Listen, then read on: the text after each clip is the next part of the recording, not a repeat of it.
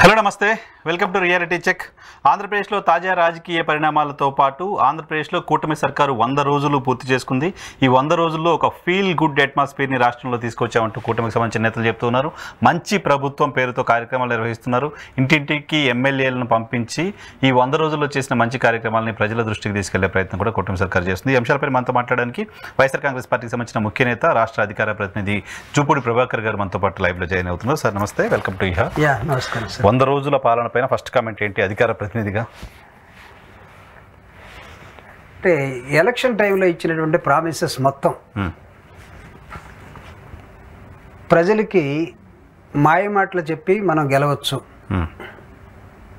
గెలిచిన తర్వాత ఏదైనా మాట్లాడచ్చు అన్న ఆ సెంటెన్స్లో దాన్ని పెట్టుకొని డైవర్షన్ పాలిటిక్స్ చేసుకుంటూ 100 రోజుల్ని ఒక పండగలాగా జరపాలని ఒక ప్రయత్నం చేస్తున్నాడు. అన్నీ మొత్తం చంద్రబాబు నాయుడు గారు 100 రోజుల పాలనని ఏ ఒక్కరు కూడా సరిగా నమ్మలేని దశలో ఈరోజు 100 రోజులు గడుపుకున్నారు. 100 రోజులు తన సూపర్ 6 మొత్తం నాకు తెలిసి ఒక్కటి కూడా ఓటుకు ఉపయోగపడిందేమో కానీ ఆ నినాదం తర్వాత ప్రాక్టికల్గా ఈ రోజుకి ఏ ఒక్కదాన్ని ఫుల్ఫిల్ చేయలేదు, ఎక్సెప్ట్ పెన్షన్స్. పెన్షన్స్ పెద్ద స్కీమ్ కదా. పెన్షన్స్ అంటే అదొకటే కాదు కదా, పెన్షన్స్ ఒకటే కాదు కదా తను చెప్పింది. అమ్మఒడి ఉంది ఫర్ ఎగ్జాంపుల్. అమ్మఒడి ఏమైంది? అమ్మఒడి మీరు మొదటి సంవత్సరం ఇవ్వలేదుగా. మొదటి సంవత్సరం మీరు అక్టోబర్లో నవంబర్లో వేశారంట. అంటే మేము చెప్పాం, మేము ఎప్పటి నుంచి ఇస్తామో చెప్పాం, కానీ మీరేం చెప్పారు? గెలిచిన మరుసటి నుంచి అన్నారు. సో అంటే వాళ్ళు మీరు ఒకరికి ఇచ్చారు, వీళ్ళిద్దరికి ఇవ్వాలి. గైడ్ లైన్స్ ఇవన్నీ ఫ్రేమ్ చేయడానికి టైం పడుతుంది. నెక్స్ట్ ఆల్రెడీ మేము ఒకళ్ళకి తప్ప ఎక్కువ ఇవ్వలేకపోతున్నామని ఆల్రెడీ డిక్లేర్ చేశారు. జనంలోకి వెళ్ళిపోయింది. అసెంబ్లీలోనే లేదా కౌన్సిల్లోనూ నాయకులు మాట్లాడిన మాటలు కూడా వెళ్ళిపోయినాయి. సో దేని మీద కూడా స్పష్టమైనటువంటి అవగాహన లేకుండా, అంటే రాజకీయాలు అంటే నమ్మించవచ్చు.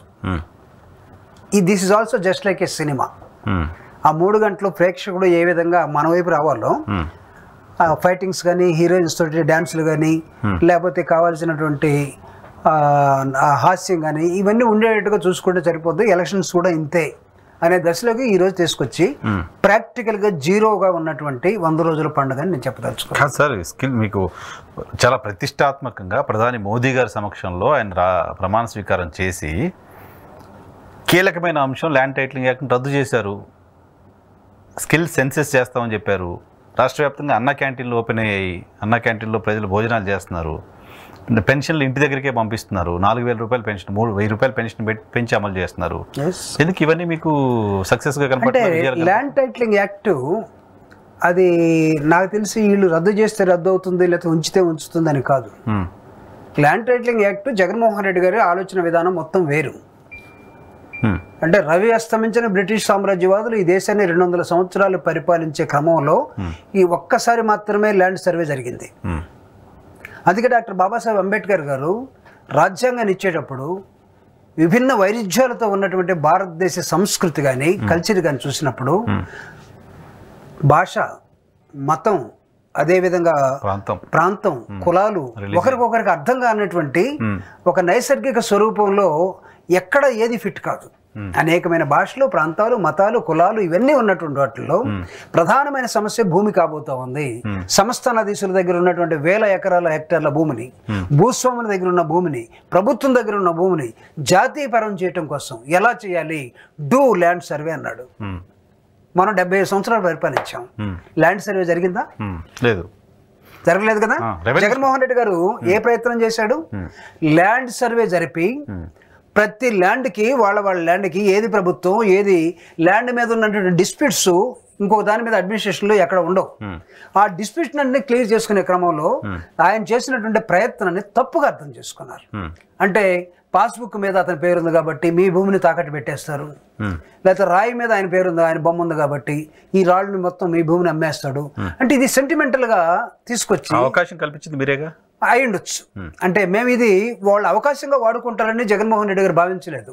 ప్రజలకి మంచి జరుగుతుంది, ఒక సర్వే జరుగుతుంది, ఒక ల్యాండ్ విషయం ఎక్కడన్నా అమ్మాలన్నా కొనాలన్నా 100 సార్లు ఎంఆర్ఓ చుట్టూ, లేకపోతే ఆ రిజిస్ట్రేషన్ ఆఫీస్ చుట్టూ, లేకపోతే పెద్ద మనుషుల చుట్టూ దీనిలో ఏం లిటిగేషన్స్ ఉన్నాయో కొనేవాడు, అమ్మాల్సినవాడు తెలియనటువంటి అనేకమైన సమస్యలు ఉన్నదాన్ని సమస్యలు లేకుండా సైంటిఫిక్ అప్రోచ్ జగన్మోహన్ రెడ్డి గారు వచ్చారు. అయితే దాని మీద ఆయన ఫోటో ఉంది కాబట్టి ఈ ఫోటోని వాళ్ళు ఏం చేశారంటే జనాల్ని తప్పుదోవ పట్టించారు. దానివల్ల అది వాళ్ళ సక్సెస్ అనుకుంటే ఇందాక నేను చెప్పినట్టుగా సినిమా చూపించినట్టుగా గెలవటానికి ఉపయోగపడింది. ఆ జగన్మోహన్ రెడ్డి గారి పేరు తీసేసి ఉండొచ్చు ఏదో ఫోటో ఆ బుక్ మీద తీసేస్తే అంటే నష్టం ఏంటి, అంటే లాభం ఏంటి, నష్టం ఏంటి దానిలో? అంటే ఇప్పుడు చంద్రబాబు నాయుడు గారు జగన్మోహన్ రెడ్డి గారి ఫోటో ఉండదు, ప్రభుత్వం ఫోటో ఉండదు, ఏమి ఉండదు, ఉంది. So what? జగన్మోహన్ రెడ్డి గారిని మీ భూమిని అమ్మేశాడా? మీరు ప్రాపగండ చేశారు, మీరు ప్రాపగండ చేశారు. అంటే మనకున్నటువంటి ప్రాథమిక హక్కులు ఏవైతున్నాయో, మనిషికి ఉన్నటువంటి స్వేచ్ఛని 14 ఆర్టికల్ 14 నుంచి 22 దాకా ఎవడు కూడా హరిస్తే. నా పాయింట్ ఏంటంటే, సో ఇది రద్దు చేస్తామంటే ఎన్నికల ముందు చెప్పారు, రాగానే చేశారు కదా, హామీ అమలైనట్టే కదా. నేనేమంటున్నానంటే సార్, అది రద్దు చేసి అమలయ్యి దాని ద్వారా ఏదో లబ్ధి పొందారు, ఎవరైనా పొందితే ఇది నిజమైనటువంటి హామీ. అపోహలు అయితే పోయింది. నా భూమి మీద, నా భూమిలో జగన్మోహన్ రెడ్డి బొమ్మతో ఉన్న హద్దురాలు ఉన్నాయి, నా పాస్బుక్ పైన జగన్మోహన్ రెడ్డి బొమ్మ ఉంది, కాబట్టి దీన్ని ఆయన తీసేసుకుంటారేమో ఒక అపోహ, ఆందోళన జనాలకుంటే ఆందోళన తొలగించారు వాళ్ళు. అంటే నేను అనేది ఆందోళన వాళ్ళే తీసుకొచ్చి అసలు వాళ్ళల్లో ఆందోళన లేదు, క్రియేట్ చేయబడినటువంటి ఆందోళన. జగన్మోహన్ రెడ్డి గారి మనసులో ఏముందంటే చాలా స్పష్టంగా అసలు ఈ ల్యాండ్ అనే ఈ డిస్ప్యూట్స్ అనేవి ఉండకుండా స్పష్టంగా ఉండాలి అనేదాన్ని ఆయన ప్రయత్నం. వీళ్ళు ఏం చేశారంటే డిస్ప్యూట్స్ ఉంటే ఉండని, జనాల్ని కన్ఫ్యూజ్ చేద్దాం అని చెప్పి వాళ్ళు వాడుకున్నటువంటి ఆలోచన. కాబట్టి అది సక్సెస్ అయింది, దాన్ని కొట్టేశారు, దాన్ని జీవో మార్చేశారు, ఆయన ఫోటో లేకుండా చేశారు. కాబట్టి జనాల్లో ఆందోళన పోయింది అని అనుకుంటే what happened Visakha steel plant? దానికి వద్దాం. దీనికి రద్దు చేస్తామంటూ ఆయన ప్రామిస్ చేశారు, రద్దు చేయాలని జనం కోరుకున్నారు, ఓట్లు వేశారు, రద్దు చేశారు. They ends the matter, right? హామీ అమలు చేసినట్టే, పెన్షన్ది హామీ అమలు చేసినట్టే కదా, అమలు చేసినట్టుగానే చూడాలి కదా దాన్ని. సో ఈ రెండు అమలు చేశారు. అన్న క్యాంటీన్లు ఓపెన్ చేయిస్తా ఉన్నారు, అన్న క్యాంటీన్లు ఓపెన్ చేశారు. 100 రోజుల్లోనే ఇన్ని కార్యక్రమాలు చేశాం కదా మేము, దాన్ని ఎందుకు ఫీల్ గుడ్ ఫ్యాక్టరీగా చూడలేరు అనేది టీడీపీ చెప్తున్నమాట. సార్ నీకు అన్న క్యాంటీన్ అనేది that is your private program, government program అయినా మీరు దాన్ని ఎలా చేశారంటే, ఇప్పుడు అన్నా క్యాంటీన్లో గ్రామం వచ్చి తినరుగా. ఒకళ్ళు ఇది ప్రభుత్వ ప్రోగ్రామ్ అయినా పార్టీ ప్రోగ్రామ్ అయినా మీరు ఇళ్ళల్లో అన్నం అనుకోపోకండి, పొద్దున్నుంచి టిఫిన్, మధ్యాహ్నం భోజనం, సాయంత్రం భోజనం మేమే పెడతామని కాదుగా. అట్లా 26 జిల్లాలు ఉంటే 100, 150 ఉన్నాయి క్యాంటీన్. అంతే కదా. అంటే వాళ్ళ ఉద్దేశం ఏమై ఉండాలి, ఎక్కడన్నా ఎవరికైనా ఏమి లేకపోతే అది ఒక మంచి కార్యక్రమం కాదన్నాం, కానీ అది ఒక ఎలక్షన్ ప్రామిస్గా తీసుకొచ్చి దాన్ని మేము చేసేవనంటే 4 కోట్ల మందికి నువ్వు ఉదయాన్నే బ్రేక్ఫాస్ట్ పెడుతున్నావేంటి? 4 కోట్ల మంది మీరు ఎవరు హైదరాబాద్లో సాఫ్ట్వేర్ ఇంజనీర్లు అందరూ కూడా అందరూ ఆర్డర్లు చేసుకోవచ్చు, మీరు వండుకోని అవసరం లేదన్నట్టుగా వాళ్ళ డబ్బులైనా సరే నువ్వేమైనా అన్న క్యాంటీన్లు పిలుస్తున్నావా ఏంటి? ఓకే, కాకపోతే అమరావతి రాజధానిగా కడతా ఉన్నారు. అమరావతి రాజధానిగా కట్టడానికి సంబంధించి 30 కోట్లు 40 కోట్లు ఖర్చు పెట్టారు, మొత్తం గడ్డి అంతా పీకేశారు, అంతా రెడీ చేస్తున్నారు. ఇది కూడా ఒక పాజిటివ్. అవును, గడ్డి పీకటం, తర్వాత నీళ్లు రావటం, ఆ నీళ్ళలో ఏం చేయలేకపోవటం, నీళ్ళు ఒక చోట ఉంటే మనం ఒక చోట ఉండటం, 10 రోజులు మనం అసలు ఆ ప్రాంతానికి వెళ్ళలేకపోవటం, మన బస్సులో ఉండటం, ఇవన్నీ చూశారు. ఈ నేను చెప్పిన కదా సినిమా ఎట్లుంటుందో. సరే మీరు వ్యంగ్యంగా చెప్పొచ్చు కానీ 15,000 కోట్ల రూపాయలు కేంద్ర ప్రభుత్వం అష్యూరెన్స్ ఇచ్చి నేను అమరావతి కోసం డబ్బులు ఇప్పిస్తా అని చెప్పడం కూడా కేంద్ర ప్రభుత్వం ఇస్ పెద్ద బిగ్ డూప్. ఎందుకంటే మొట్టమొదటి రాష్ట్రం విడిపోయిన తర్వాత 2014లో అమరావతి శంకుస్థాపన కోసం పెద్ద ఆయన వచ్చాడు, నీళ్లు మట్టి తెచ్చాడు, మన మొఖాన్ని చల్లాడు. తర్వాత చంద్రబాబు నాయుడు గారు తెలుసుకున్నారు, ఆయన మీద తిరగబడ్డాడు, తర్వాత మళ్ళీ కాంప్రమైజ్ అయ్యాడు.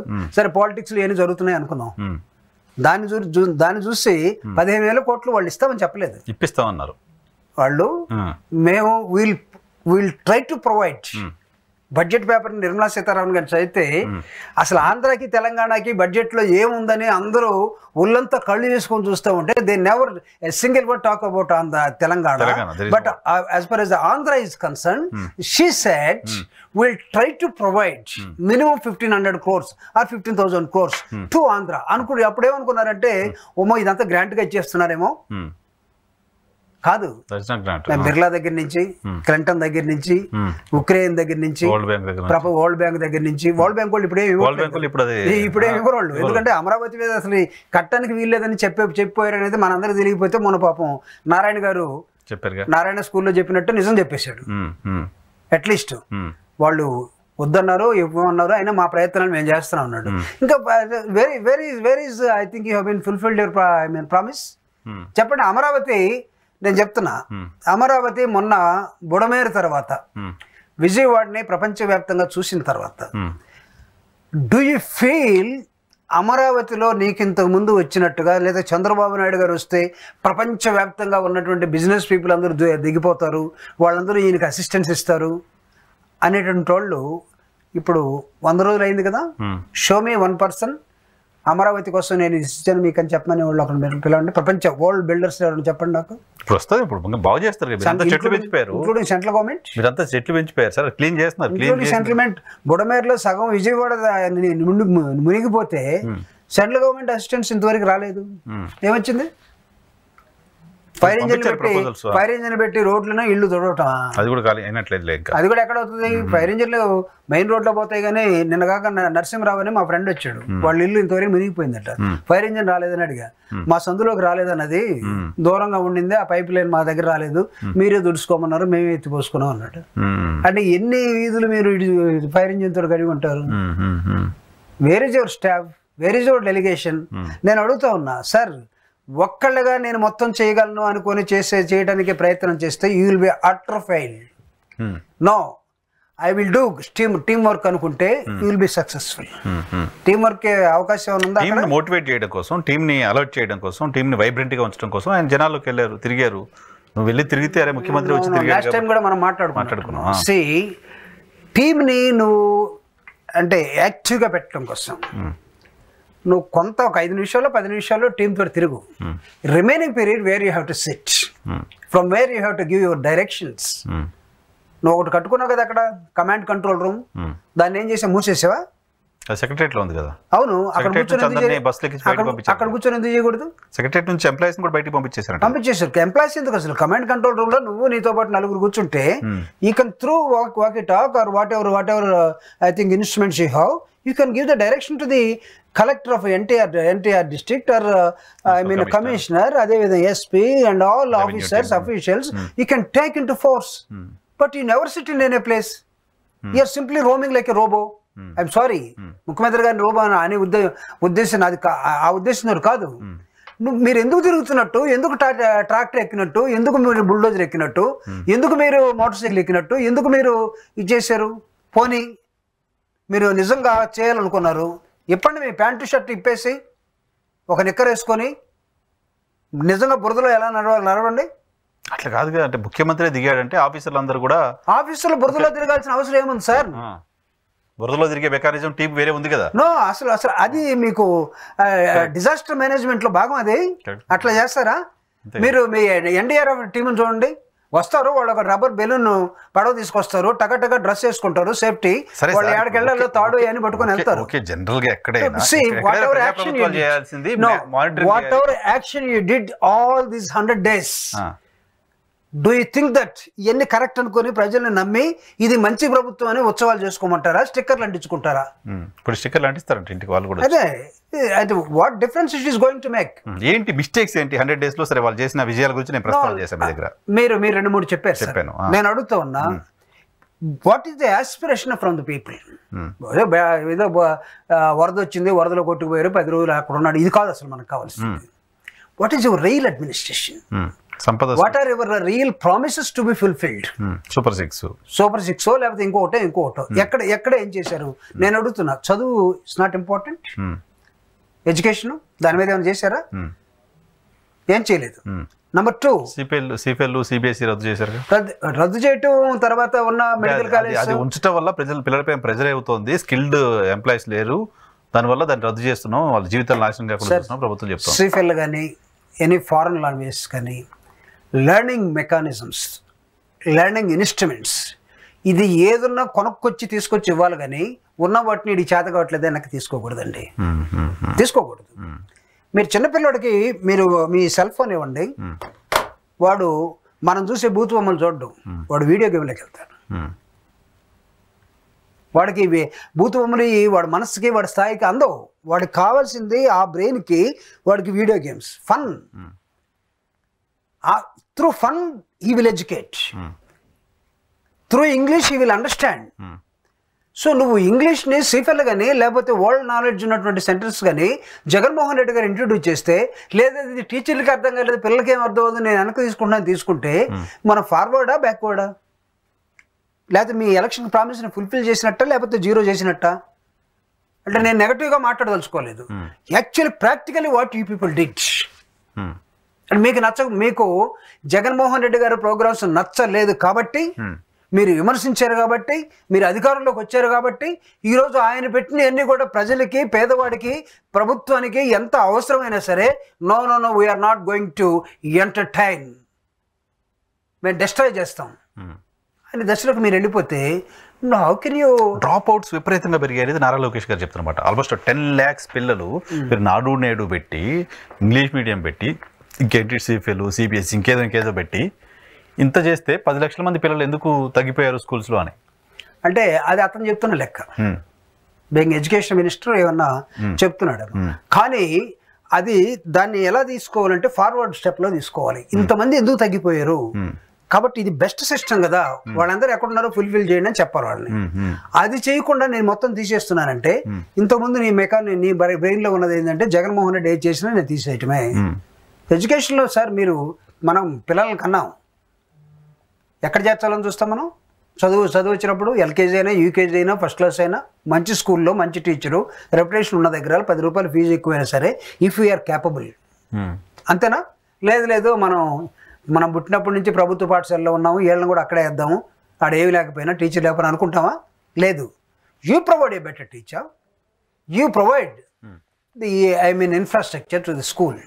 అవి లేకపోతే అవి చేయాలి. కానీ టీచర్కి లేదు, వాడికి రావట్లేదు, వీళ్ళు పిల్లలు డ్రాప్ అవుట్ అయ్యారంటే పిల్లలు డ్రాప్ అవుట్ ఎందుకు అవుతున్నారు అసలు? ఒక దశలో జగన్మోహన్ రెడ్డి గారి పీరియడ్, ఒక దశలో ప్రభుత్వ పాఠశాలకి నో వేకెన్సీ అని బోర్డు పెట్టారు.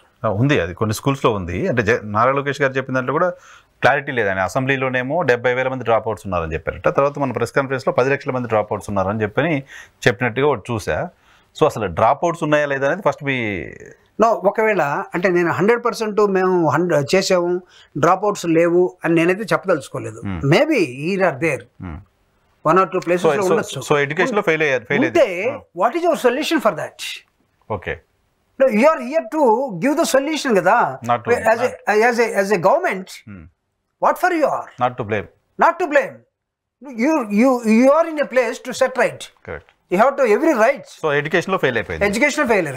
నిరుద్యోగులకు మీరు జాబ్ క్యాలెండర్ అంటూ చెప్పారు, చేయలేదు. 6,000 ఉన్న డిఎస్సి పోస్టులు 15,000కి పెంచి మేము నోటిఫికేషన్ ఇచ్చామనేది లోకేష్ గారు చెప్తున్నమాట, కూటమి చెప్తున్నమాట. Mega DSC. What is mega, what is giga? ఇవి ఏమన్నా చూసుకొని వాళ్ళు తెలియదని కాదు కానీ చెప్పమనండి. సో మేము 6,000కే ఇచ్చాం బిఫోర్ ఎలక్షన్స్ ఒక నోటిఫికేషన్. సో దాన్ని ఆపేశారు. దాన్ని ఆపేసి ఏం చేశారంటే ఇంకొక 5,000 పెంచారు, లేదా 6,000 పెంచారు, లేదా 15,000 అన్నారు, ఇంకో 9,000 పెంచారు అనుకున్నాం. 15,000 మెగా అయిపోతుందా? ఎంత మెగా అంటే మెగా అంటే ఎంత? అది మీరు ఇచ్చిన దానికంటే ఆల్మోస్ట్ డబుల్ కంటే ఎక్కువ కదా. Mega means is a different, micro means is a different. Of course, అంటే అవైలబిలిటీ ఆఫ్ పోస్ట్స్ ఎన్ని ఉన్నాయి, వేకెన్సీస్ ఎన్ని ఉన్నాయి అనే దాన్ని బట్టి ఏది మెగా అనేది డిసైడ్ చేయొచ్చు. అంతే. ఇప్పుడు నువ్వు మెగా అని చెప్పిన తర్వాత అంటే నువ్వు 100% రూరల్లోకి వెళ్ళి స్కూలు, టీచరు వర్సెస్ స్టూడెంట్ మొత్తం లెక్కేసి ఈ 2024 సంవత్సరానికి 1:30 స్టూడెంట్స్ ప్రకారం ఇంతమంది లెక్చరర్స్, ఇంతమంది టీచర్స్ ఉన్నారు.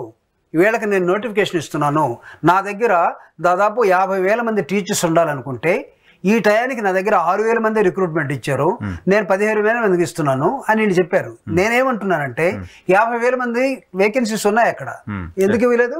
మెగా డిఎస్సి అంటే అందరికి ఇస్తే మెగానా? అంతే కదా. నువ్వు మ్యాక్సిమం ఇస్తే మెగా. వేకెన్సీస్ ఉంటే అన్ని అనౌన్స్ చేస్తే మెగా అవుతుంది. That is mega. మ్యాక్సిమం అంటే there is no limit. Mega means నువ్వు into 10 to the power of -9 -6 నువ్వు మ్యాక్సిమం ఫిగర్కి వెళ్ళిపోయినప్పుడు దట్ ఈస్ కాల్డ్ మెగా.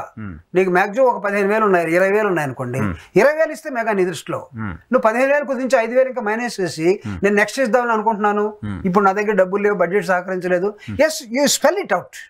అది కూడా చెప్పండి. మీరు ట్రాన్స్పరెన్సీ కదా. ఎడ్యుకేషన్ మీద దెబ్బేశారు, ఎడ్యుకేషన్ మీద దెబ్బేశారు, వెల్ఫేర్ మీద దెబ్బేశారు, మీరు హెల్త్ మీద దెబ్బేశారు. హెల్త్ ఎక్కడ ఉంది ఇప్పుడు చూడండి. 17 ఇంజనీరింగ్ మెడికల్ కాలేజెస్ వస్తే ఆ 17 మెడికల్ కాలేజెస్ మొత్తాన్ని కూడా నీకు పులివెందుల్లో ఒక 50 సీట్లు వస్తే నాకు తెలియకుండా ఎలా సీట్లు ఇస్తారని అతను ఒక హెల్త్ మినిస్టర్ మాట్లాడే దశలోకి వెళ్ళిపోతే నువ్వు ఈ రాష్ట్రాన్ని ఎడ్యుకేషన్ వైపు తీసుకెళ్తున్నావా లేకపోతే వెనక్కి తీసుకెళ్తున్నావా? అంటే మీ పంతం ఏంటి? అంటే సెంటర్లో కూటమిగా ఉంటే మీరు చెప్పింది నడవాలా? బిఫోర్ ఎలక్షన్స్ మీరు అందరూ కూడా కూటమి, after elections your government. Correct. ఎక్కడ కూడా మీరు మీ పార్టీ వరకు చూస్తాము, మా జన్మభూమి కమిటీలు వేసుకుంటామంటే నెక్స్ట్ మీకు కూడా గుండు కొడతారు.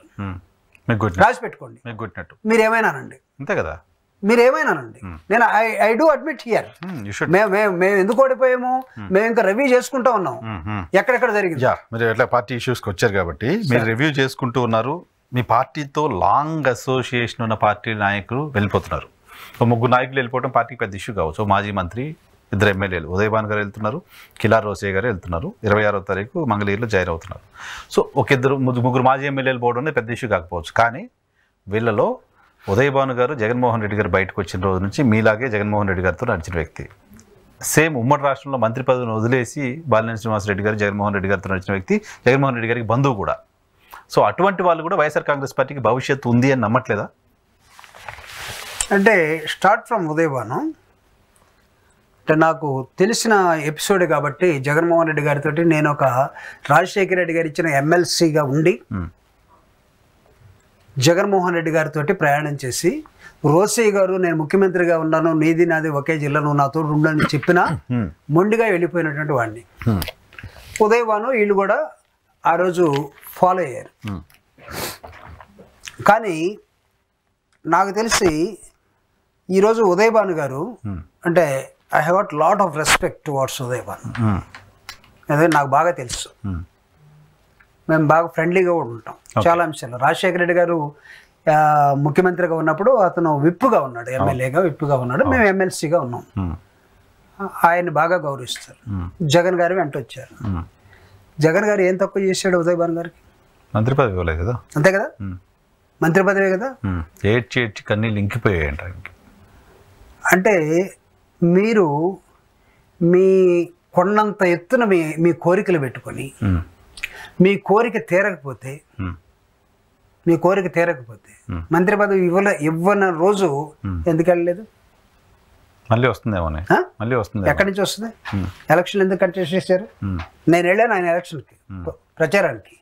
నేను దాదాపు ఒక 3,000 మంది ఎస్సీ ఎస్టీలు ఉంటే వాళ్ళ మీటింగ్కి నన్ను పిలిస్తే నేను గెస్ట్గా వెళ్ళి నేను మాట్లాడొచ్చాను. ఆయన ఎందుకు కంటెస్ట్ చేశాడు? మంత్రి పదవి ఇవ్వలేదు కదా, అప్పుడు ఇవ్వలేడు కదా. గెలిస్తే ఇస్తానని చెప్పాడు, గెలవలేదు. అన్ని రోజులు వెళ్ళలేనట్టు ఉదయభాను గారు ఇప్పుడు ఎందుకు వెళ్ళారు? ఈ హెస్ గాట్ ఎన్ ఆల్టర్నేటివ్. అప్పుడు ఆల్టర్నేటివ్ లేదు. ఇప్పుడు కాపు సామాజిక వర్గానికి సంబంధించినటువంటి పవన్ కళ్యాణ్ అనే ఒక నాయకుడు ఈ రాష్ట్ర ప్రభుత్వంలో ఒక డిప్యూటీ సీఎంగా ఉండి, అవసరమైతే చంద్రబాబు నాయుడు దగ్గర నుంచి ఎప్పుడైనా సరే విడిపోవడానికి సిద్ధంగా ఉండి కాపుల్ని ఆర్గనైజ్ చేసుకునే క్రమంలో ఉన్నాడు. కాబట్టి కాపుల్ని పోలరైజ్ చేసే క్రమంలో ఉదయభాను గారు ఈరోజు పవన్ కళ్యాణ్ దగ్గరికి వెళ్ళారు. ఒకవేళ అదే ఆ రోజే రాజశేఖర రెడ్డి గారు మరణించిన తర్వాత 2014 ఎన్నికల తర్వాత 2019 ఎన్నికల ముందు పవన్ కళ్యాణ్ గారు ఉన్నటువంటి ఆలోచన విధానంలో ఉదయభాను గారు ఉండుంటే ఆ రోజు వెళ్ళిపోయాడు. ఆ రోజు కూడా ఆయనకు ఆప్షన్ ఉంది. ఆయన కాంగ్రెస్ పార్టీలో ఉన్నారు. కాంగ్రెస్ పార్టీని వదిలేసి ఆయన జగన్మోహన్ రెడ్డి గారు రావాల్సిన అవసరం లేదు. ఆ రోజు టీడీపీ ఉంది, వెరీ స్ట్రాంగ్ పార్టీ. ఆ రోజు తర్వాత రూల్ చేసింది. అవును, టీడీపీలో పోవడానికి అవకాశం లేదు. ఎందుకు లేదు? లేదు, నో ఆప్షన్. దేర్ ఆర్ కొంతమంది పీపుల్కి నేను పేరు చెప్పదలుచుకోలేదు, అందరూ కాంగ్రెస్ నుంచి వచ్చిన వాళ్ళే. కాంగ్రెస్ పాపం బ్యాడ్ షేప్లోకి వెళ్ళిపోయిన తర్వాత ఎటు పోవాలి అనే ఆలోచనలోకి వచ్చిన తర్వాత కొంతమందికి there is no option to go to the Telugu Desam party. No option, అలా ఉండిపోయారు వాళ్ళు. అందుకే జగన్మోహన్ రెడ్డి గారితో 2014 ఎన్నికల్లో వీళ్ళందరూ రాలా, 19 ఎన్నికల్లో వచ్చారు. సో ఇప్పటి వరకు ఆప్షన్ లేదు కాబట్టి వీళ్ళు వైసీపీతో. ఎస్, అది ఆ ఫ్యాక్ట్ నేను చెప్పదలుచుకున్నాను. ఒకవేళ భాను గారిని నన్ను కూర్చోబెట్టండి, నేను చెప్తున్నా విత్ డ్యూ రెస్పెక్ట్, పాలిటిక్స్లో ఆప్షన్ ఎదుర్కోవటం నేను తప్ప అనట్లేదు, నేను తప్ప అనట్లేదు. కానీ before going to other party don't try to blame your mother party. నా పాయింట్ ఏంటంటే, అంత సరే ఆ రోజు మీరు ఆప్షన్ లేక జగన్మోహన్ రెడ్డి గారి దగ్గరికి వచ్చారు అంటే అని ఉండొచ్చు. నేను ఆయన దగ్గరికి ఆప్షన్ లేక వచ్చాను అని అనట్లా. ఆ రోజు ఉన్నటువంటి ఆప్షన్ జగన్మోహన్ రెడ్డి గారు. జగన్మోహన్ రెడ్డి గారి నుంచి బయటకు పోవడానికి ఈ రోజు ఇంకొక ఆప్షన్ ఏంటంటే, మంత్రి పదవి ఇవ్వలేదు, అది ఒక బ్లేము. పోవటానికి ఇంకొక దారి ఉంది, ఇంకొక క్యాంప్ ఉంది ఇక్కడ. ఆ క్యాంపు నీ కులానికి సంబంధించిన క్యాంపు. ఈ రాష్ట్రంలో ముఖ్యమంత్రి పదవి మనం కూడా చేయాలి అనుకొని ఊళ్ళూరుతున్నటువంటి ఆ క్రమంలో రేపు వాట్ ఈస్ ద గ్యారంటీ అండి? రేపు ఒకవేళ పవన్ కళ్యాణ్ గారితో వెళ్ళిన తర్వాత, పవన్ కళ్యాణ్ గారు విడిగా ఎలక్షన్లో ఉన్న తర్వాత, గెలిచిన తర్వాత పవన్ కళ్యాణ్ గారు భాను గారికి నీకు మంత్రి పదవి ఇస్తాడే గ్యారంటీ ఏంటి? రాసిచ్చాడు బాండ్ అగ్రిమెంట్ ఏమైనా ఉందో వాళ్ళ మధ్య? అంటే ఆయన పక్క చూపులు చూడాల్సిన అవసరం, అటువంటి పరిస్థితి మీ పార్టీ ఎందుకు కల్పిస్తోంది అని. సార్ నేను అంటే ఇక్కడ ఏం చెప్పదలుచుకున్నాను, పార్టీ పైన ఫెయిత్ లేదు, నమ్మకం లేదు కదా. పార్టీ అంటే పార్టీలో ఉన్న నాయకులకి కొన్ని ఎక్స్పీరియన్సెస్ బ్యాడ్ ఆర్ గుడ్ ఉండొచ్చు, కానీ వాట్ మ్యాటర్స్ అనేదాన్ని చూసినప్పుడు your sacrifice is going to be matter. Your sacrifice. So Jaganmohan Reddy గారు ఓడిపోయారు, గతంలో చంద్రబాబు నాయుడు గారు ఓడిపోయారు. చంద్రబాబు నాయుడు గారి దగ్గర నుంచి అటు ఇటు ఎవరు వెళ్ళలేదా? వెళ్తారు. జగన్మోహన్ రెడ్డి దగ్గర నుంచి కూడా పార్టీలు మారడం వదిలేదు సార్. ఇప్పుడు కిలార్ రోషే గారి పార్టీ మారితే నేను పెద్ద దాన్ని సీరియస్గా చెప్పట్లేదు, ఎందుకంటే ఉమారెడ్డి గారు కూడా గతంలో అటు ఇటు పార్టీలు మారారు. ఇప్పుడు వైసీపీ ఉమారెడ్డి గారిని చేర్చింది నేనే. చెప్పారు నాకు. ఉమారెడ్డి గారు ఉన్నారు, సరే వాళ్ళ బంధువు కదా, అల్లుడు. ఆయన ఫస్ట్ టైం కంటెస్ట్ చేశారు, మొన్న గెలిచారు, తర్వాత టికెట్ ఇవ్వలేదు, ఆయన వెళ్ళారు. ఓకే, రీజన్ ఉంటుంది. బాలినేని శ్రీనివాసరెడ్డి గారు, ఉదయ్ భాను గారు ఫస్ట్ నుంచి hard core YCP ideology, Congress party ideology. Rajasekhara Reddy గారు ఇక్కడ నేను కొంచెం డిఫర్ అవ్వదలుచుకున్నాను మీతోటి. అంటే వాళ్ళు చెప్పుకోవచ్చేమో, ఇప్పుడు బాలినేని శ్రీనివాసరెడ్డి గారు ఉన్నారు, with due respect I'm talking, no doubt is the relative of YSR Congress. Rajasekhara Reddy గారి దూరపు బంధువు, దగ్గరేం కాదు, దూర బంధువు. సుబ్బారెడ్డి గారు, రాజశేఖర రెడ్డి గారు ఇద్దరు కూడా తోడల్లుళ్ళు. సుబ్బారెడ్డి గారి చెల్లెలు మన బాలినేని గారి వైఫ్, డిస్టెంట్ రిలేషన్. ఒకళ్ళ దగ్గర అనుకుందాం. త్రూ సుబ్బారెడ్డి గారు, బాలినేని గారు రాజకీయాల్లో రాజశేఖర రెడ్డి గారిని ఒప్పించి కాంగ్రెస్ పార్టీలో రావటం జరిగింది. అసలు బాలినేని నా మంత్రి పదవిని సాక్రిఫైస్ చేసి నేను మీతో వచ్చాను అనటానికి అర్హత ఉందా? ఎందుకు లేదు? Sequence of operations can I tell you. ఆ సమయంలో జగన్మోహన్ రెడ్డి గారు ఓదార్పు యాత్రలో ఉన్నాడు. ఓదార్పు యాత్ర. He deferred with Sonia Gandhi and Congress party. తను బయటకు వచ్చేసాడు. ఓదార్పు యాత్ర 42 రోజులు ప్రకాశం జిల్లాలో జరిగింది. I was the I witness. అక్కడ ఖచ్చితంగా మేము ఈ విధంగా కాంగ్రెస్ పార్టీలో ఉండి, మీరు ఎంపీగా ఉండి మనం ఇవన్నీ ఓదార్పు యాత్రలు పెట్టుకొని తిరగటం కరెక్ట్ కాదు. If you want to become a true leader from the people, you have to quit the Congress party, then form your own party అని చెప్పింది నేను. ఓకే. అప్పుడు సీఎం ఎవరంటే రోసే గారు. రాజశేఖర రెడ్డి గారి క్యాబినెట్ అలానే ఉండింది, రోసే గారు ఏం మార్చలేదు. రాజశేఖర రెడ్డి గారు ఇచ్చిన మంత్రి పదవి రోసే గారు ముఖ్యమంత్రిగా మొత్తం లాక్కొస్తా ఉన్నాడు. సార్ మీరు ఎలా లాగుతున్నారంటే, ఏం చేద్దాం ప్రభాకర్, పడతా లేస్తా లాగుతున్నా ఉన్నాడు. పడతా లేస్తా లాగుతున్నాడు. పాపం ఏజీ అప్పుడప్పుడు టీవీలో అయినా షూ తట్టుకొని పట్టడం. మా ఊరిలో చంద్రశేఖర్ అని ఒక అతను వచ్చాడు, రోసే గారితో చూడాలంటే నాది ఏంటంటే ఎంతమంది వచ్చినా ముఖ్యమంత్రిని చూపించి కల్పిస్తూ ఉంటాను. అతను వచ్చేసి, సార్ చంద్రశేఖరరావు అని మా ఊరు సార్, ఇతను ఒకసారి మీతో మాట్లాడదామని వచ్చాడు సార్ అన్న. ఆయన ఏం చంద్రశేఖరరావు బాగున్నావా అన్నాడు. రోజు పలకరిస్తారు కదా. బాగున్నాను సార్, మీరు ఎట్లున్నారు సార్ అన్నాడు ఆయన. ఎవరు? మా ఊరు అతను. ఏముంది, పడతా లేస్తా పోతా ఉన్నావు. రాత్రి చూశాను సార్, టీవీలో పడ్డారు మీరు అంటే. ఊరే మీ పోషకాలు అది కాదురా, టీవీలో పట్టడం కాదు, ఎందుకు లాక్కుపోతున్నావు ప్రభుత్వాన్ని అని నవ్వుకున్నాడు. రాజశేఖర రెడ్డి గారి మంత్రివర్గాన్ని టోటల్గా ఇంటోటో క్యారీ చేశాడు ఆయన. దానిలో ఆయన మంత్రిగా ఉన్నాడు బాలినేని. నేను బాలినేని మీద కోపంతోటో లేకపోతే చరిత్రని వక్రీకరించో నేను చెప్పట్లేదు. జగన్మోహన్ రెడ్డి గారు ఓదార్పు యాత్రలో ఉన్నాడు. అప్పుడప్పుడు ఓదార్పు యాత్రలో ప్రకాశం జిల్లాలో జరిగేటప్పుడు బాలినేని గారు పాపం ఇబ్బంది పడ్డాడు. ఎందుకంటే రోసే గారు ఇక్కడ ముఖ్యమంత్రిగా ఉండి కొన్ని మీటింగ్స్లో ఉంటే, ఇక్కడ ఈయన ఓదార్పు యాత్రలో ప్రకాశం జిల్లాలో ఉంటే ఈయన ఇక్కడికి రావాలా అక్కడికి రావాలా, ఎక్కడ అటెండ్ కావాలి. అందుకని ఆయన ఏం చేసావంటే, ఇక్కడికి వచ్చి కనపడి రోసే గారు ఇబ్బంది పడుతున్నారు, పోయిస్తాడు, సరిపోయిరా అనేవాడు. రోసే గారు దిగిపోయి కిరణ్ కుమార్ రెడ్డి వచ్చిన తర్వాత క్యాబినెట్ మారింది. Sir, you got my point. అప్పటిదాకా బాలినేని మినిస్టరే. He never sacrificed. సాక్రిఫైస్ ఏం చేయలేదు. సో మంత్రి పదవి రానప్పుడు వచ్చాడా? మంత్రిగానే వచ్చాడు కదా ఆయన బయటికి. చెప్తున్నాను, మంత్రిగా కాదు, మంత్రిగానే వచ్చారు బయటికి. కాదు, మంత్రిగా ఉన్నప్పుడు జగన్తో తిరుగుతున్నాడు. మంత్రిగా ఉన్నప్పుడు జగన్ తోటి తిరుగుతున్నాడు కాదన్నట్లు నేను. బికాస్ ఆఫ్ రాజశేఖర రెడ్డి గారు, background of the family, Jagan తో తిరగడం వల్లే కిరణ్ కుమార్ రెడ్డి క్యాబినెట్ లో లేరు అని ఎందుకు అనుకోరు మీరు? No, that was totally reshuffling cabinet. Reshuffling cabinet లాయలిస్టులని కాంగ్రెస్ అట్లా అనుకుంటే బయట ఉండి రాజశేఖర రెడ్డి గారి మనుషులైనా సరే మంత్రి పదవి కోసం కిరణ్ కుమార్ రెడ్డి తోటి తిరిగిన వాళ్ళు చాలా మంది ఉన్నారు. రాజశేఖర రెడ్డి గారి అభిమానులే. అవును. కానీ మంత్రి పదవి ఎక్కడ పోద్దో, లేకపోతే వచ్చే అవకాశం ఎక్కడ పోద్దో జగన్ తోటి పోకుండా ఫస్ట్ ఫేజ్లో తిరిగారు. జగన్ తోటి ఫస్ట్ ఫేజ్లో తిరిగారు. రాజశేఖర రెడ్డి విగ్రహాలు పెట్టాడు. నేను ఇప్పుడు వాళ్ళ పేర్లు కూడా చెప్పాలనుకుంటే చెప్పొచ్చు, కానీ ఎందుకులే కొంత ఆగుతున్నారు వాళ్ళ. పాపం వాళ్ళు ఇక్కడ తిరుగుతూ రోసి ఉన్నంతకాలం తిరిగారు. కిరణ్ వచ్చేసరికి ఆపేశారు. They stop going towards Jaganmohan Reddy moment. So Balineni త్యాగం లేదు. నేను చెప్తున్నాను ఇక్కడ దీన్ని మీరు త్యాగం అని వాళ్ళు అనుకుంటే అనుకోవచ్చు. నేను చెప్తున్నా మీరు అనుకునే త్యాగం జగన్మోహన్ రెడ్డి వారి వల్ల మీరు ఎక్కడ దాకా వెళ్ళారో చూసుకోండి అని చెప్తాను నేను.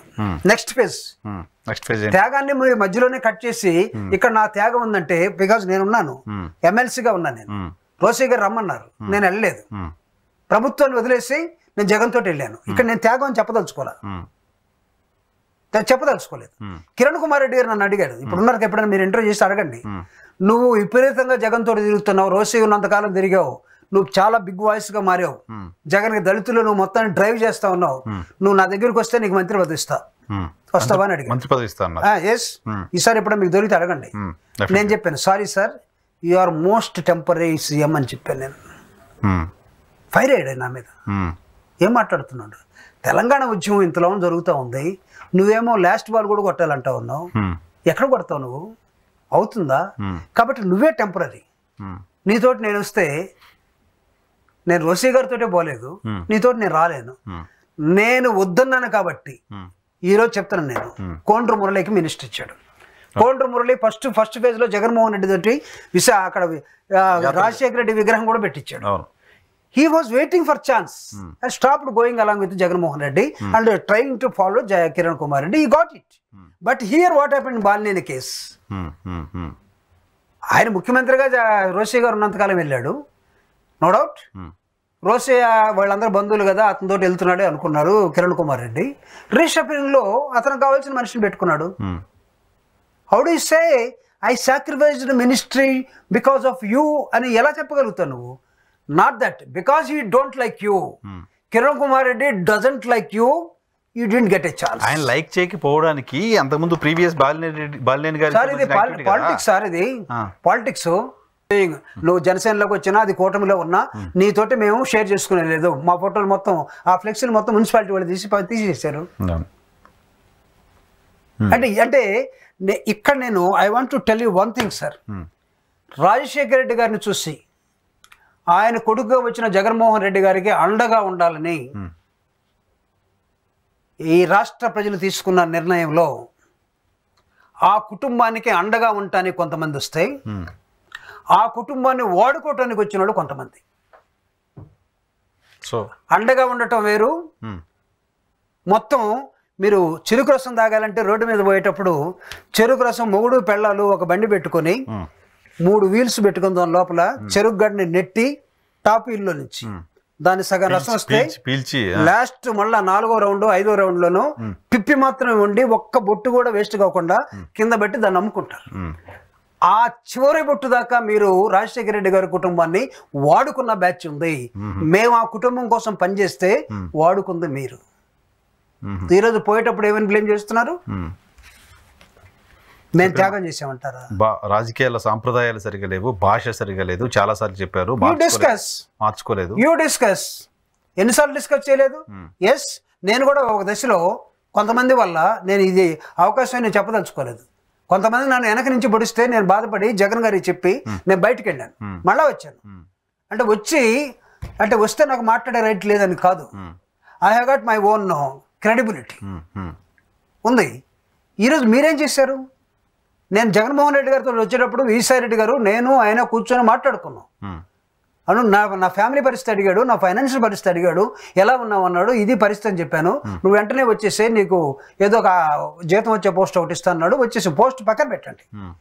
The relations, cordial relations what we got when Jaganmohan Reddy was into troubles or when he was doing adventures, అప్పుడు నిలబడ్డ బ్యాచ్ నిజంగా మీరైతే ఇప్పుడు మీకు అవకాశాలు రాలేదని మీరు ఏ విధంగా బయటికి వెళ్ళి నేను సాక్రిఫైస్ చేశామని చెప్తారు? చివరి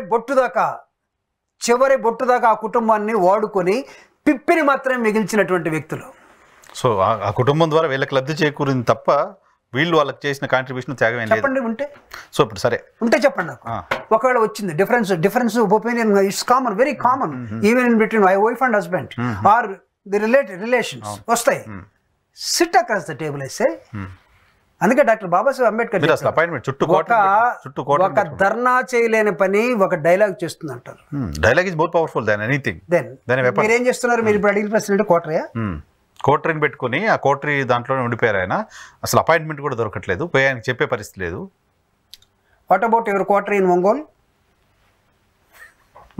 అవునా? Everybody has got their own quarters.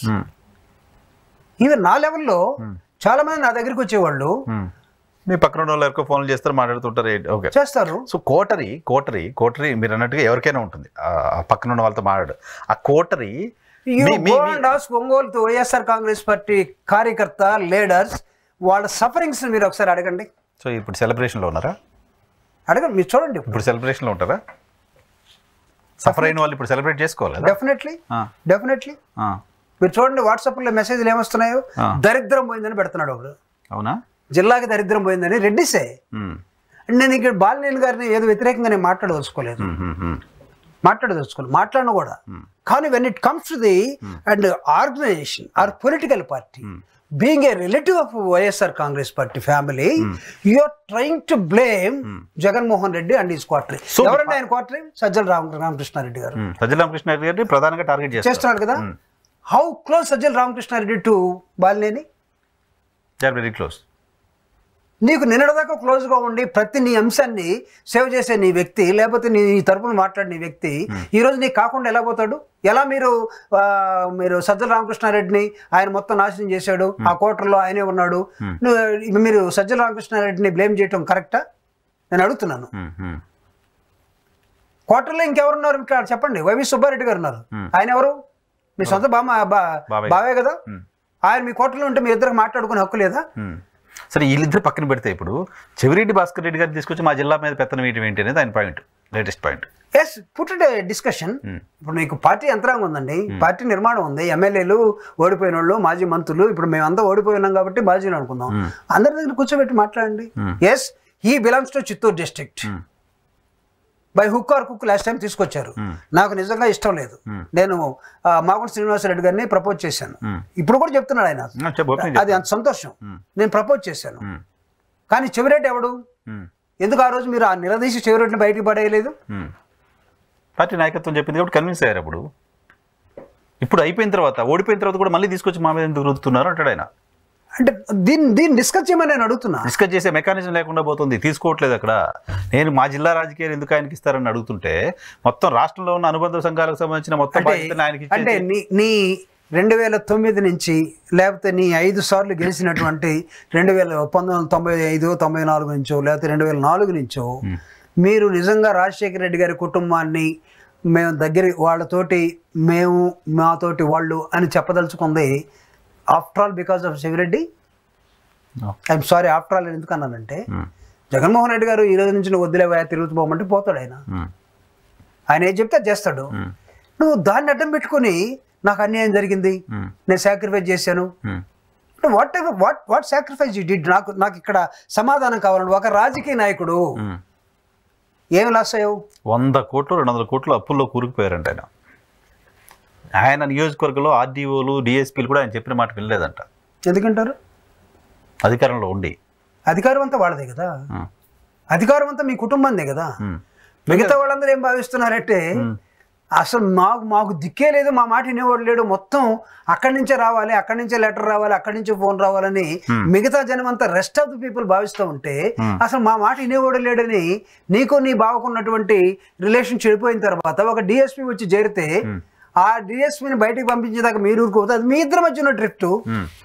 What will other people other party is concern. కాదు సార్, మీరు పార్టీలు ఎలా ఫంక్షన్ అవుతాయో మీకు తెలుసు.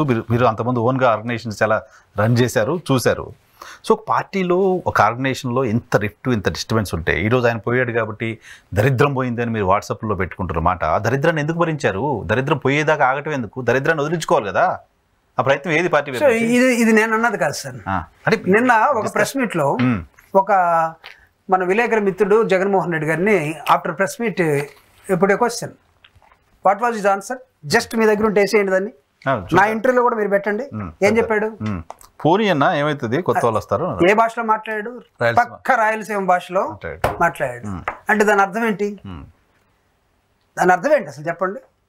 నేను ఎంత ఇవ్వాలో రెస్పెక్ట్ అంత ఇచ్చాను, కాపాడుకోలేకపోతే that is their problem. So ఆ డైలాగ్ లో జగన్మోహన్ రెడ్డి గారి పెయిన్ కనపడిందా? ఉందిగా, ఎందుకు లేదు? నిరాశ ఉంది, నిస్పృహ ఉంది. నేను ఎవరికేం తక్కువ చేశాను, నా ద్వారా మొత్తం అన్ని పొంది అవసరమైతే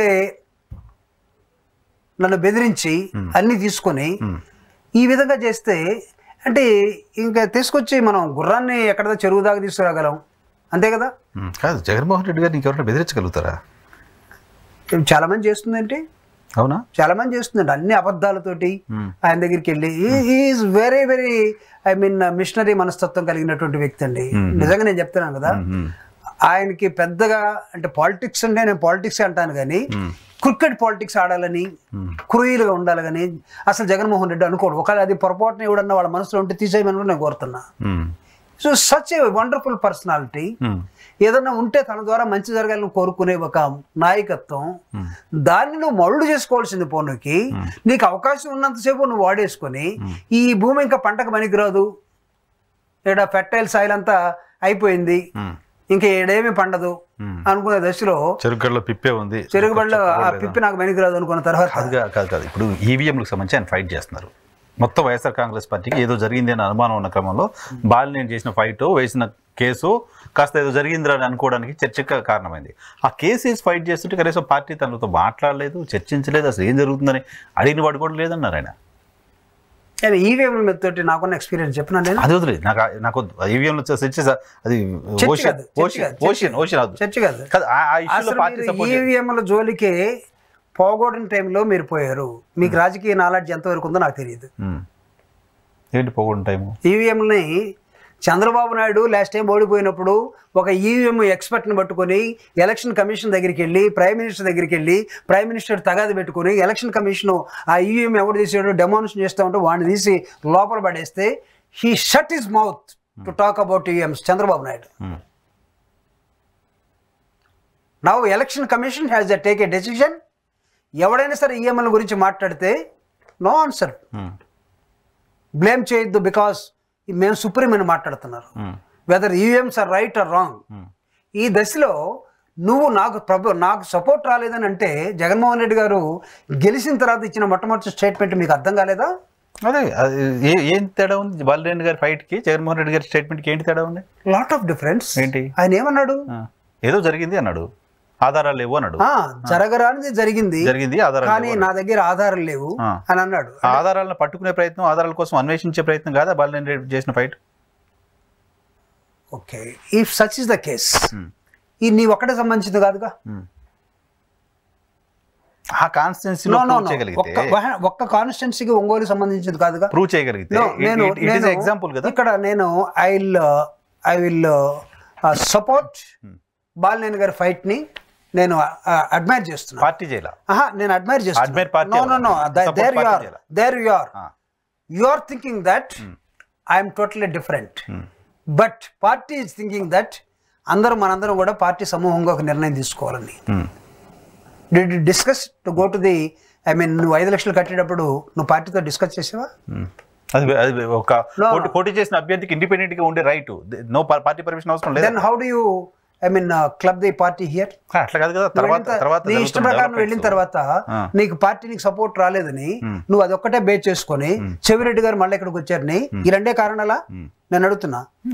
ఇన్హరెంట్ గా ఎన్ని ఉన్నాయి నేను చెప్పరా? చెప్పండి. ఎందుకంటే వరస్ట్ ఉంది మాట్లాడడానికి. నేను వరస్ట్ మాట తెలుసు. వరస్ట్ అంటే మీ పార్టీ నుంచి ఆయన బయటికి వెళ్ళిన సందర్భంలో కూడా మాట్లాడకపోతే ఇప్పుడు కూడా బ్లేమ్ చేయట్లేదు. నేను I'm not abusing. You are not abusing, you are not blaming, you are raising the maybe point. He has got his own he chose his own path. అనుకోనివ్వండి, ఆయన ఎక్కడో ఎవరికైనా రైట్ ఉంటుంది. ఆయన ఎక్కడో ఆయన ఒక నిన్న మాట అన్నాడు, అసలు నేను ఎవరో తెలియకుండా పవన్ కళ్యాణ్ గారు ఆ పార్టీలో కూడా ఒకరిద్దరు మంచి వాళ్ళు ఉన్నారు, వాళ్ళలో బాలినేని గారు ఒకరు అని పవన్ కళ్యాణ్ గారు నేను ఎవరో తెలియకుండా నన్ను ప్రైజ్ చేశాడు, జగన్మోహన్ రెడ్డి గారు ఎప్పుడూ అనలేదు ఆ మాట అన్నాడు. కానీ జగన్మోహన్ రెడ్డి గారు మార్కాపూర్ బహిరంగ సభలో, జగన్మోహన్ రెడ్డి గారు ఒంగోలు బహిరంగ సభలో ఎన్నిసార్లు బాలినేని మా మామ కాబోయే మంత్రి, అంటే మంత్రి కాకుండానే మంత్రి కాబోయే మంత్రి అన్నాడు. నేను విన్నాను అది. అంటే దీన్ని ఏమంటామండి? అంటే పవన్ కళ్యాణ్ నీకు ఇప్పుడు నీకు ఒక మేరు పర్వతంలా కనబడతా ఉన్నాడు. గవర్నమెంట్ వస్తే మంత్రి అయ్యి ఉండేవాడు, అంతే కదా.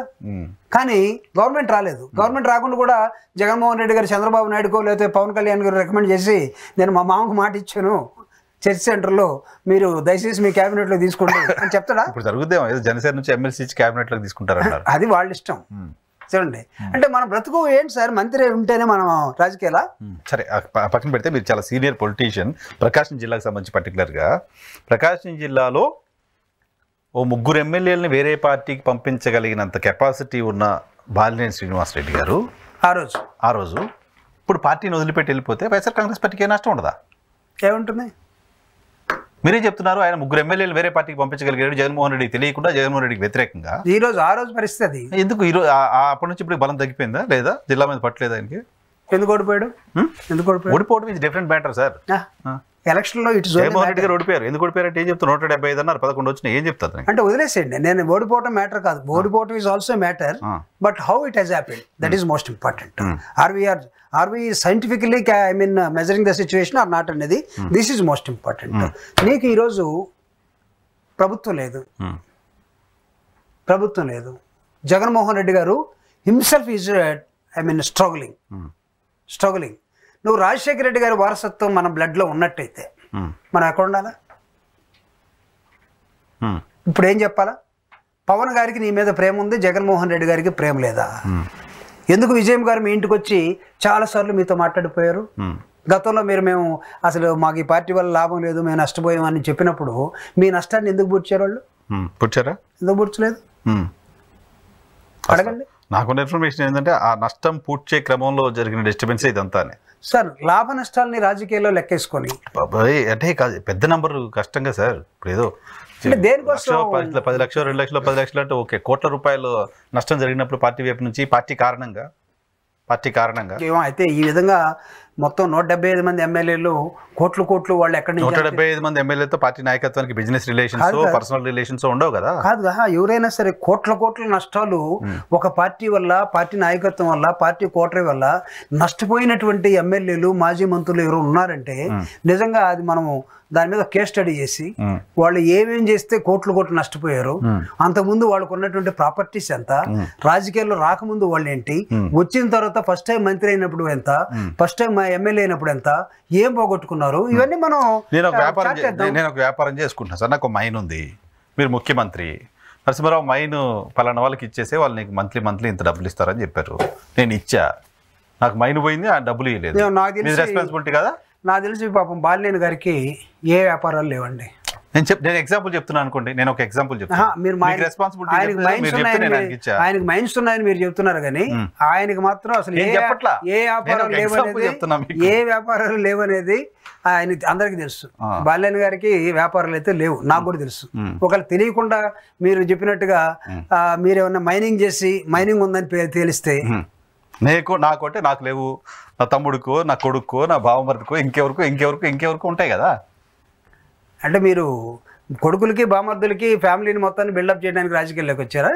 ఉన్న ఆల్రెడీ ఇంతకుముందు నుంచి ఉన్న బిజినెస్లు కావచ్చు. అంటే మేము క్రిస్టల్ క్లియర్ గా ఉన్నామని ఎలా చెప్తారు మీరు? అంతకుముందు నుంచి బిజినెస్లు ఉందే లేవనేది అందరికీ తెలుసు కదా. సర్లే, అసలు విషయం మీరు చెప్పరు, వాళ్ళు మాట్లాడరు, అది బయటకు రాదు. నేను నాకు తెలిసినటువంటి హిస్టరీని ఐఎమ్ ట్రైంగ్. నేను కాదు, నేను ఆయన వెళ్ళాడని నేను చెప్పట్లా. అంటే వెళ్లే ముందు జగన్మోహన్ రెడ్డి గారిని 1-2 మాటలు ఆయన కోటర్ని నేను సజ్జల గారితో నేను కూడా వివేదిస్తా. ఎక్కడ ఇష్యూ బేస్డ్ చాలా ఓపెన్గా మాట్లాడతాం, మీరు కూడా మాట్లాడతారు. స్వేచ్ఛ ఉందా మీ పార్టీలో? ఖచ్చితంగా. అంటే నేను చాలా మంది అనుకుంటారు కానీ జగన్మోహన్ రెడ్డి గారితో కోటరీతో మాట్లాడు నథింగ్ అండి.